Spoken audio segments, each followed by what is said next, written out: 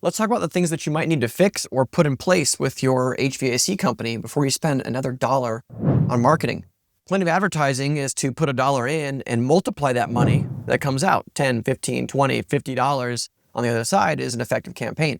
And so if your marketing is not doing that, or you're not totally satisfied with the results that you're getting right now, this is the first thing that you need to check. So I want to address two important aspects of your business that are important to fixing and improving all of your marketing. The first is going to be operationally related, so we'll touch on that.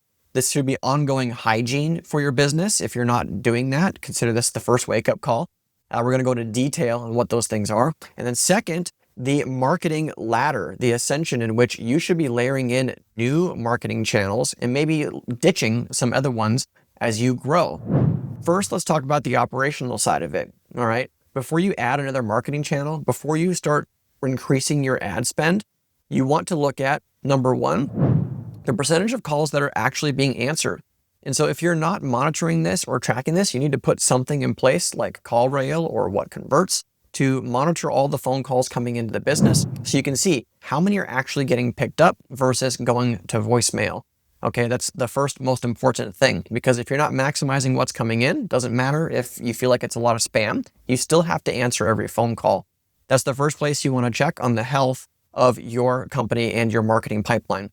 Second thing is the phone handling. So once somebody picks up the phone on dispatch, how are they handling people? How are they guiding them towards an appointment or booking for an estimate with your company? Examining that, you can also figure out very quickly how many leads, how many phone calls you're receiving that turn into actual quotable business. This will also help you dial in your sales metrics over time and how you convert from a phone call to an estimate to a sold project, okay? The final thing that you want to be looking at is your overall reviews and your review count, in particular on Google, right? There are other platforms that matter, such as Yelp, but Google really is the big one. And so if you look at your competitive landscape and the nearest competitor has 500 reviews, but you only have 50 or 75, every dollar that you spend on marketing has to work harder to earn the same leads that somebody with 500 reviews is earning right now. And so one of the biggest and most important things to focus on, in particular early in your business growth, are reviews. You need to do everything humanly possible to get more reviews. And if you're curious about different strategies to do that, we've documented many of them here on this channel. You can find them in the description below this video. The last thing I need to mention are follow-ups, okay? So a deal is not dead until it is absolutely dead. Now, I don't propose that you follow up until people tell you to go away, but I do propose that there is more to follow up than maybe what you're currently doing. We have a company under management right now that had a slow month early this year with temperatures hitting their highs almost 2 months later than they normally do. And so they received, I think it was about 15 or 16 estimates that month when they normally would get 50 or 60. They had a 100% close rate that month because the sales team had some extra time to follow up with every single lead and take full care of it. So when you look at, the busy times, you might not have the same ability to do so, but if you're not closing and you're not following up like this company did, there's definitely opportunity there for you to improve the process before you start spending more money on marketing. Now, the fun part that you probably came here for, that you're really anxious and interested in learning more about, is when to add the next marketing channel. You have to maximize what you have now before you start layering in more complexity.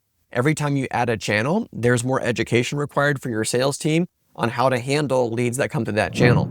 As an example, a lead that comes through a social media ad or an offer that was sent to their mailbox, physical mail, is going to perform and be very different than somebody who's calling you from a Google search or an AI recommendation.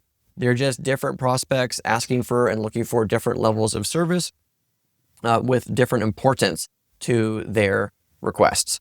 All right. And so what I would recommend, and I'll walk you through next, is the ascension ladder and when I would layer in new marketing channels for your HVAC company.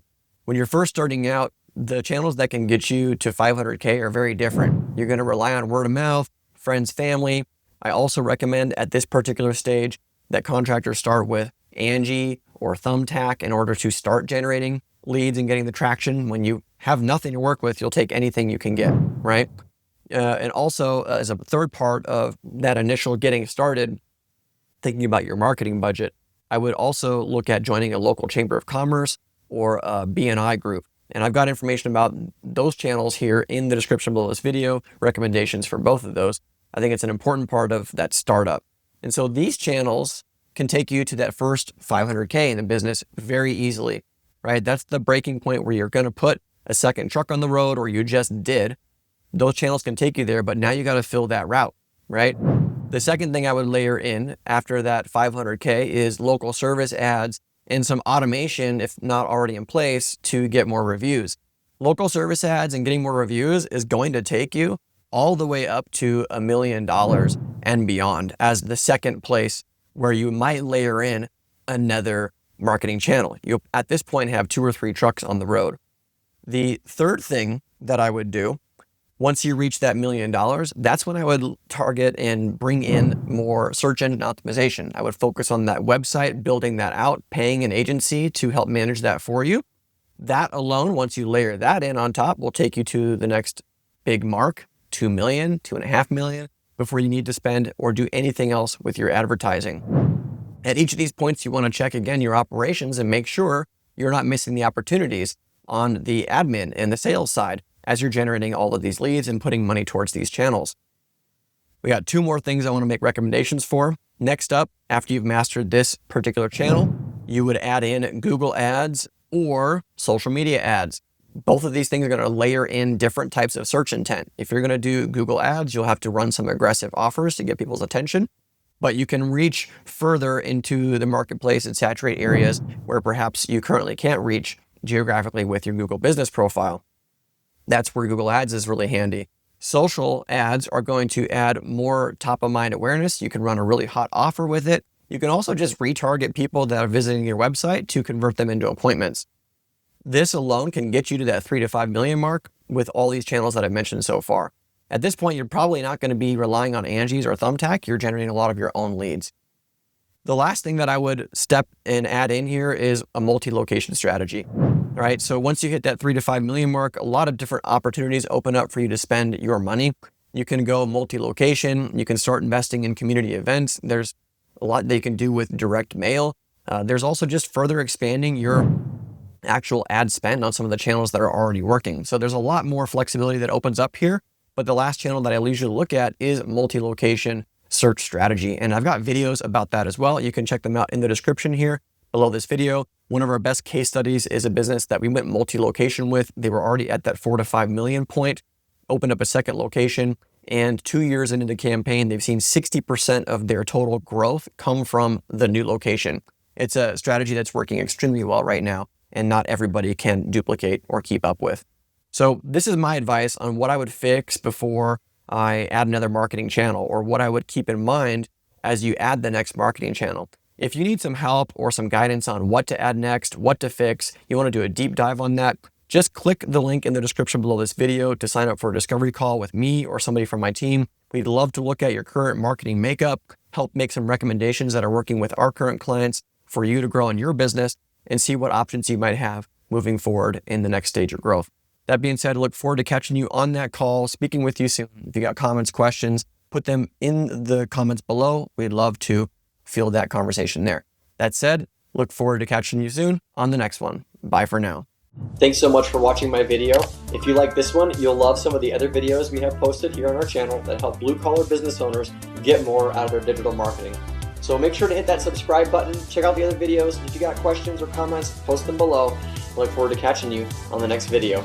Bye for now.